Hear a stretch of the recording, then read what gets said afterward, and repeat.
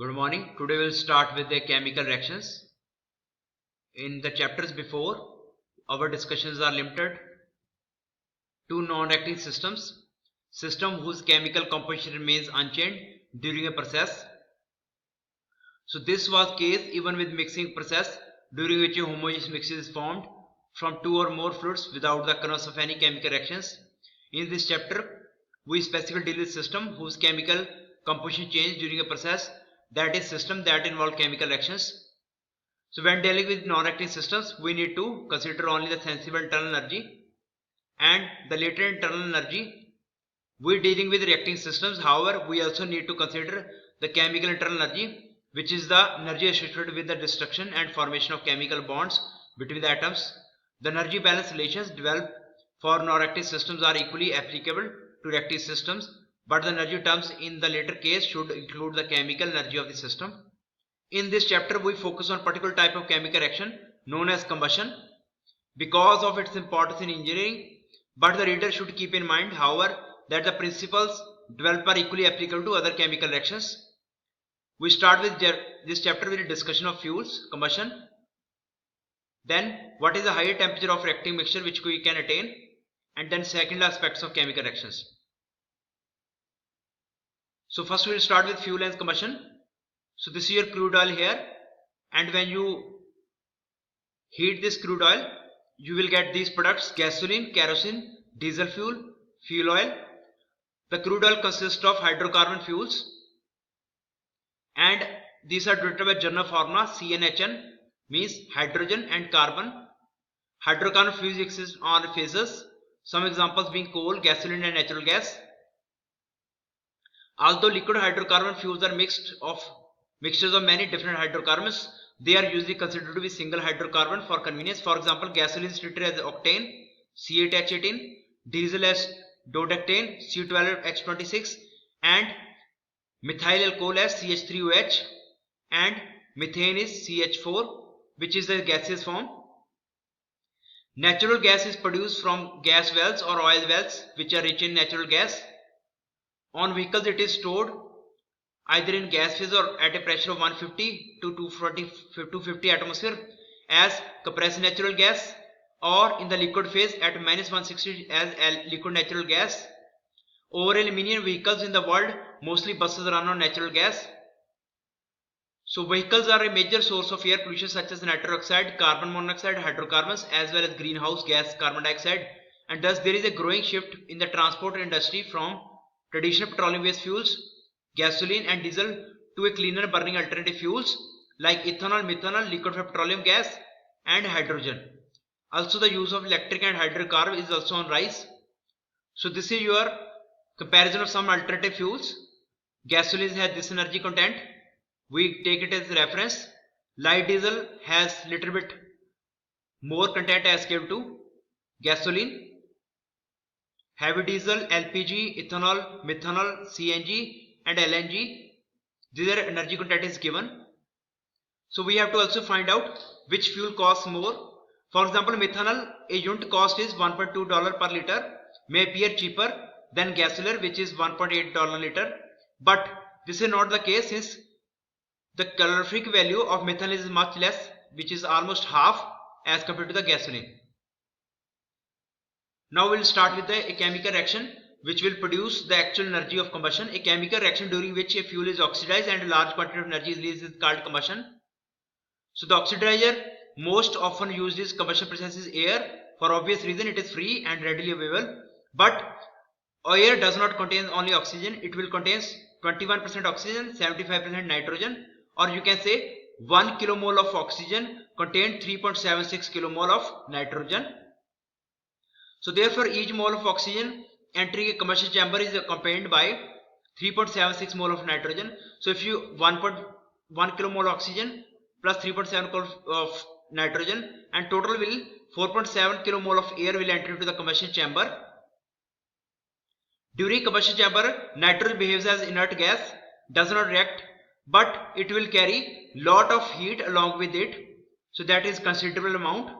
Air enters the combustion chamber normally contains some water vapor, which also deserves consideration. For most combustion process, the moisture in air and the hydrogen water that forms during combustion are also treated as a nut gas, because after combustion hydro will form water and carbon will form carbon dioxide and monoxide at very high temperature. However, some water vapor dissociates into hydrogen and oxygen while.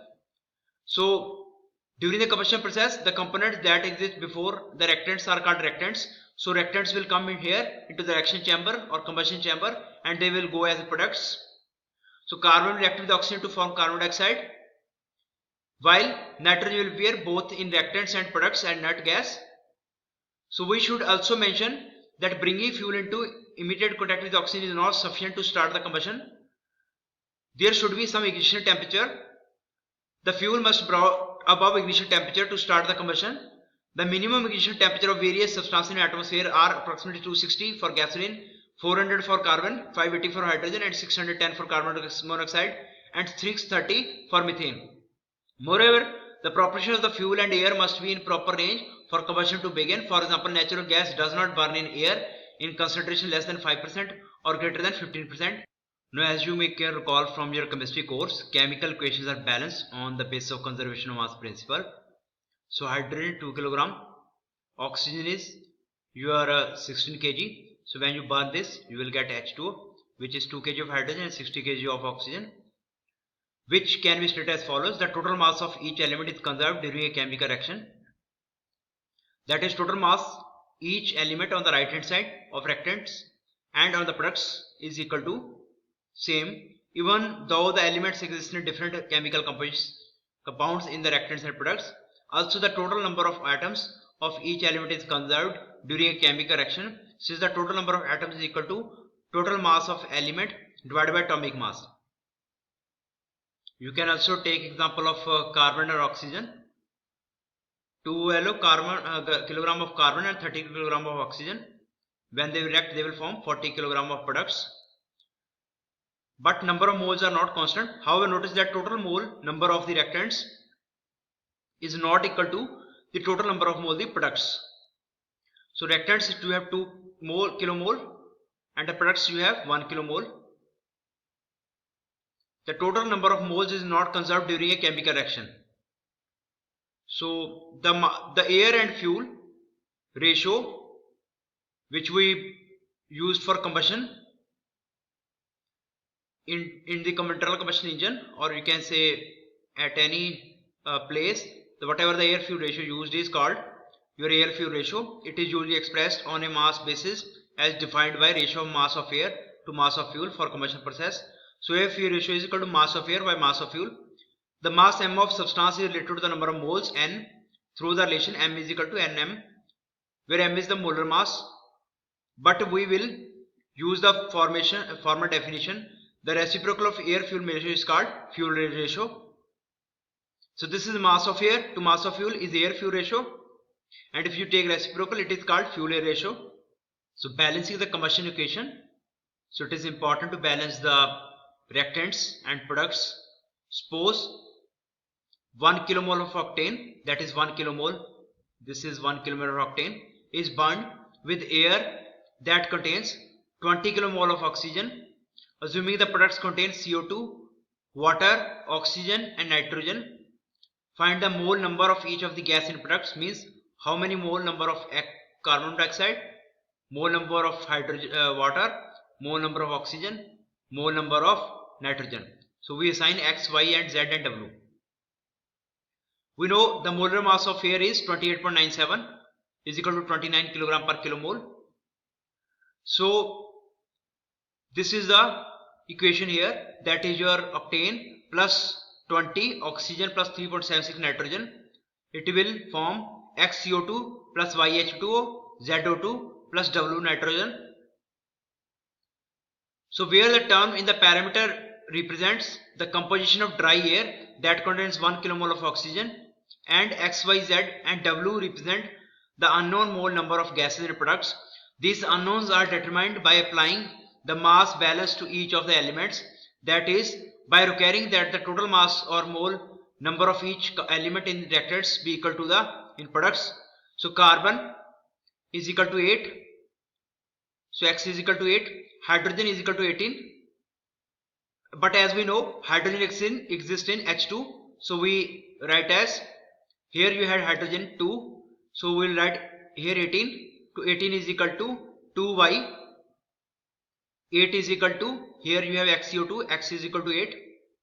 Then you have 20 into 2, that is total oxygen atoms is equal to, here oxygen atom is equal to this 2x plus y plus 2z, so z is equal to 7.5, and here nitrogen, that is 20 into 3.76, is 20 into 3.76, which is 75.2. So when you had x, y, z and w put here, and this is your final chemical reaction. Note that the coefficient 20 in balance equation above represents the number of moles of oxygen, not the number of moles of air. So this total number of moles here is, you can say it is 20 multiplied with 3.76 plus 20, which is 95.2 moles of air.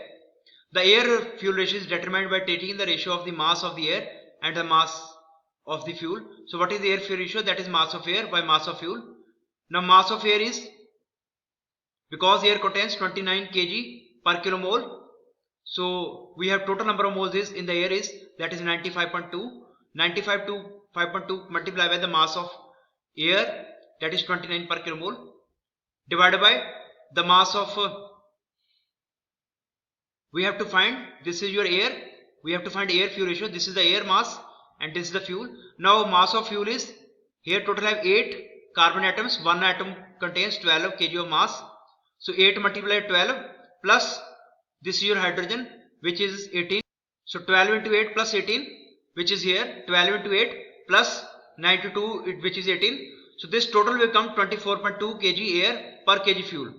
So that is 24.2 kg of air is used to burn each kilogram of fuel during this combustion process. Theoretical and actual combustion process.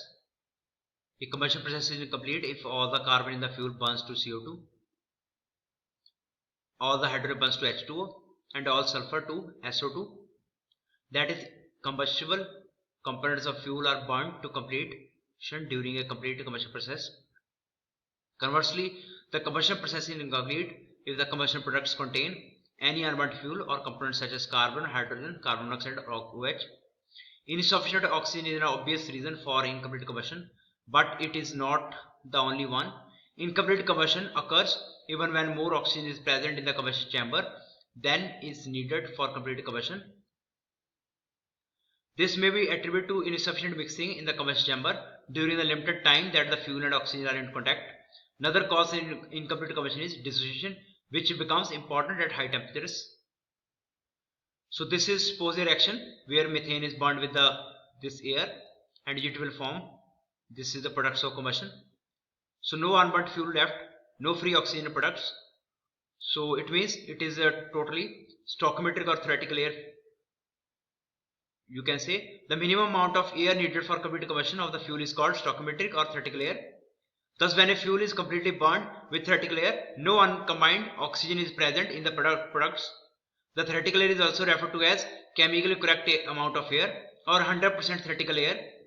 A combustion process with less than the theoretical air is bound to be incomplete. The ideal combustion process during which a fuel is burned completely with theoretical air is called stoichiometric or theoretical combustion of the fuel. For example, this methane burns with oxygen, additive for carbon dioxide, water and nitrogen. So notice that the products of theoretical combustion contain no unburnt methane, no unburnt products, and they are free from oxygen. So this is up to here about the combustion process. Subscribe this channel, like this video, and thank you for watching this video.